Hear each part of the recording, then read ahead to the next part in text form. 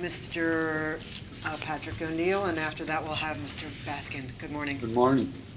My name is Pat O'Neill, and I'm the organizing director of the United Food and Commercial Workers International Union.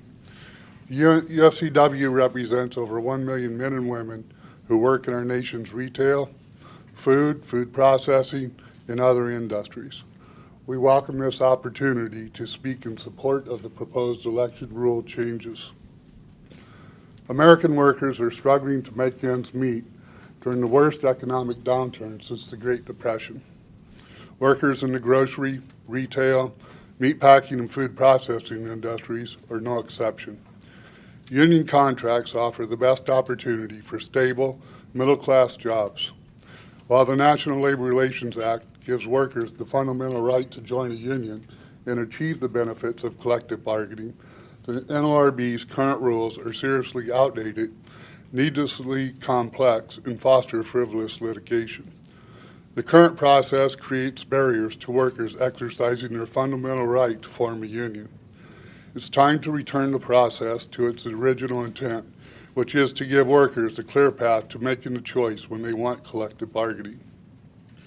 We view the proposed election rule changes as a modest but important first step toward modernizing and streamlining an outmoded process that encourages unnecessary, time-consuming, and wasteful litigation.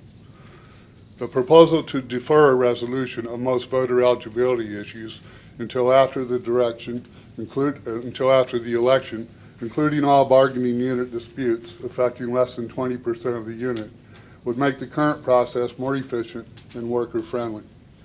Just ask the employees of Home Market Foods in Norwood, Massachusetts, who sought representation by the FCW Local 1445.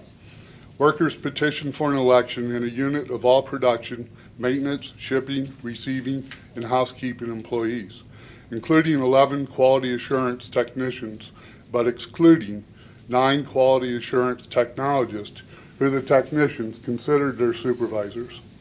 However, the company argued that none of the quality assurance workers should be in the unit, or if they were included, that the technologists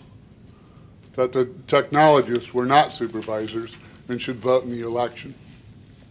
By disputing the quality assurance workers' status, the company delayed the election until 79 days after the petition was filed. And during this delay, management used the time to further threaten workers with job loss and plant closure if they won in the election. The workers lost the election 104 to 114. If the quality assurance employees' eligibility to vote had been deferred until after the election would have taken place before the employer scare tactics had their intended effect. In that case, the workers would have won the election by a big enough margin that their votes would not have affected the outcome. I'll just ad-lib and say that I think we almost guarantee the first proposal out of the company, if the union had prevailed, would have been to remove these supervisors from the unit. That's usually what we see. They stack the deck, force people into a bargaining unit that don't want to be into it, and then if the union wins, the first proposal we see in bargaining is to remove those people from the unit. This is exactly why the proposed changes are needed. Workers go to work to earn a living, not to get engaged in protected lawyer-driven tug of war with their employer. When workers want to organize a union, they want to do it immediately. The proposed rule changes will not interfere with employers' free speech rights. Workers know the employer's views on unionization, and if workers are unclear of their employer's position, it doesn't take long for them to find out. Nor will this rule change lead to ambush elections, as claimed by employer-funded lawyers. Almost all union election campaigns are well underway and well known to employers long before an election petition is filed. In virtually all instances, employers have ample time to communicate with their workers. This fact is supported by a recent study by Professor Kate Brofenbrenner of Cornell and Dorian Warren of Columbia, both of whom will address this panel later today. Their research shows that 31% of serious unfair labor practice violations occurred 30 days before the petition was filed, and 47% of all serious allegations occurred before the petition was filed. The data supports their conclusion that employer opposition starts long